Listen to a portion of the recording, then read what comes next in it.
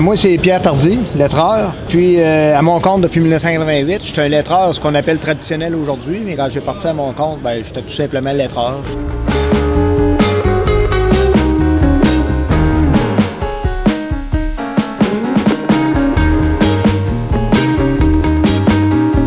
Tout ce que je fais, les enseignes, les véhicules, les vitrines, je fais tout ça à la main, au pinceau. Le vinyle est sorti pratiquement en même temps que j'ai appris. Les premières découpeuses à vinyle, c'est sorti au milieu des années 80. Moi, je me suis parti à mon compte en 88. Je faisais un petit peu de lettrage avant ça, mais c'était plus amateur. C'est ça. On est arrivé pas mal en même temps, mais le vinyle, ça a pris un bon 10 ans avant que ça prenne. Quand j'ai parti à mon compte dans les années 80, il y avait encore beaucoup de lettreurs. Tu brassais un arbre dans chaque ville, puis il tombait 3-4 lettreurs. Je fais de la vitrine, de la banderole, de l'enseigne. Du véhicule. Ces temps-ci, depuis quelques années, je fais beaucoup de camions de transport. C'est à peu près 80% de mon marché. Il y a un renouveau, il y a un engouement pour les nouveaux camionneurs qui veulent avoir des camions qui ont de l'air old school. Ils achètent des camions, des Peterbilt 389 puis des Kenworth W900L qui ont déjà une allure old school. Eux autres, ils veulent aller plus loin dans l'allure old school en ayant du lettrage à la main. Donc, ils font appel à moi.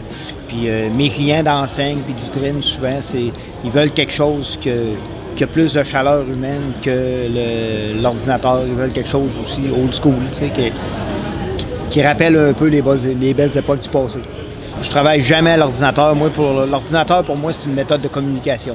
J'ai fait du vinyle en 1993 pour 1 an. Puis j'ai pas aimé l'expérience du tout. Puis moi, je me suis rendu compte que l'ordinateur, là, c'est uniquement une méthode de communication.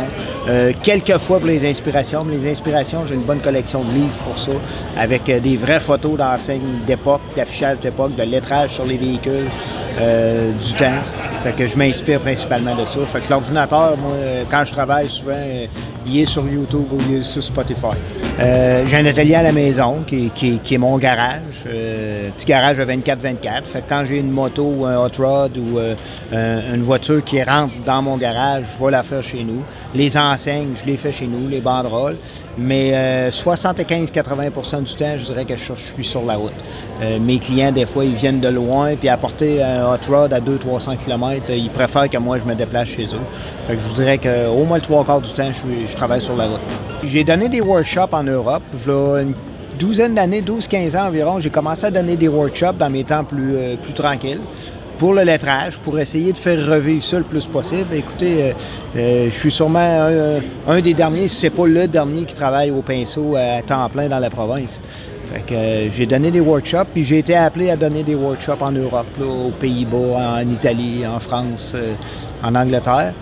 Puis prochainement, je vais aller lettrer un camion en Europe. J'ai un client potentiel là-bas qui a acheté des Peterbilt. Puis lui, il les collectionne, il est en France.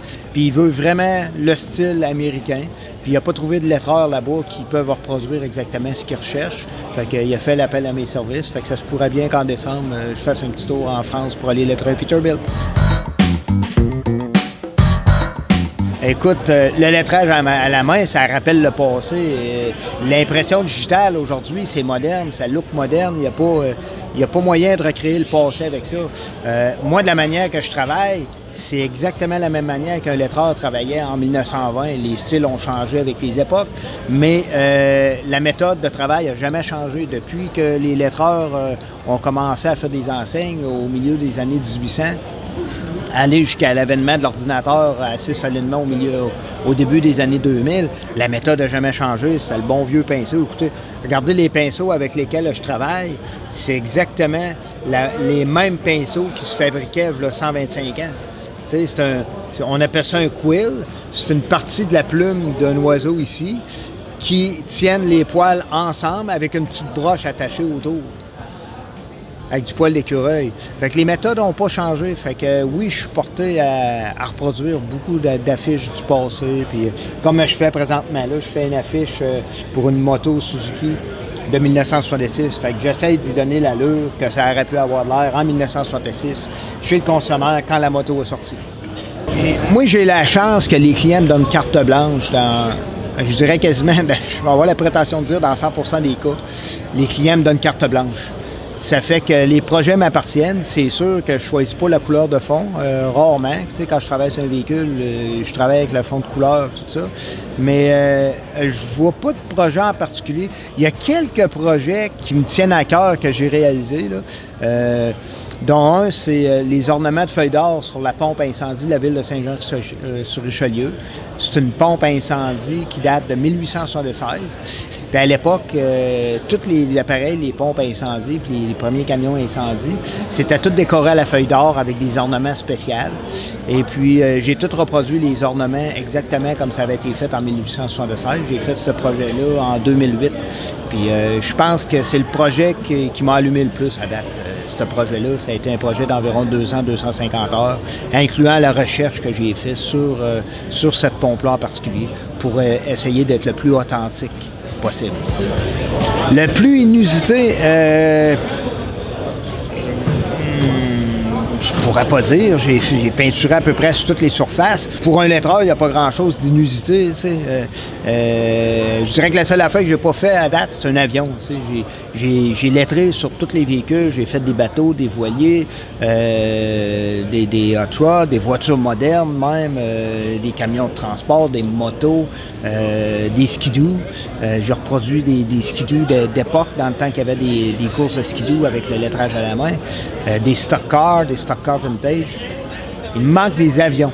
Mais inusité, je sais pas. Là, un mois, on a fait, justement avec Vicky, on a fait un mur de briques, ce qui est assez rare de nos jours, tu sais, avoir à faire un lettrage qui a une allure d'époque sur un mur de briques.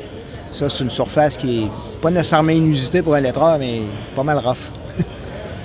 Écoute, j'adore mon métier, je suis passionné, je le fais depuis 35 ans. C'est un peu désolant de savoir qu'il n'y a pas de relève. C'est un métier qui prend des années à apprendre. Avec les générations d'aujourd'hui, c'est rare de trouver des jeunes qui vont vraiment mordre à ça pour des années parce que c'est des années d'apprentissage. Ça me fait peur un peu que quand je vais partir, que le lettrage au Québec à la main, ça n'existera plus.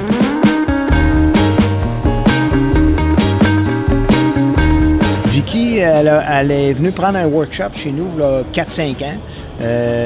Sur le lettrage, elle s'est rendue compte qu'elle n'aimait pas trop le lettrage, mais elle s'est rendue compte qu'elle avait une fibre en dedans d'elle pour le dessin.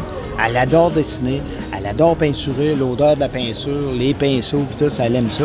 Fait que elle fait beaucoup de dessins. Moi, je suis beaucoup moins dans le dessin, beaucoup plus sur le lettrage. Fait que de temps en temps, on fait des projets ensemble, je fais appel à ses services. Puis c'est arrivé quelques fois aussi qu'elle a fait un casque avec un superbe dessin, une tête de mort ou quoi. Puis il y avait un lettrage à faire, fait qu'elle fait appel à mes services. Fait que oui, on travaille sur des projets ensemble de temps à autre.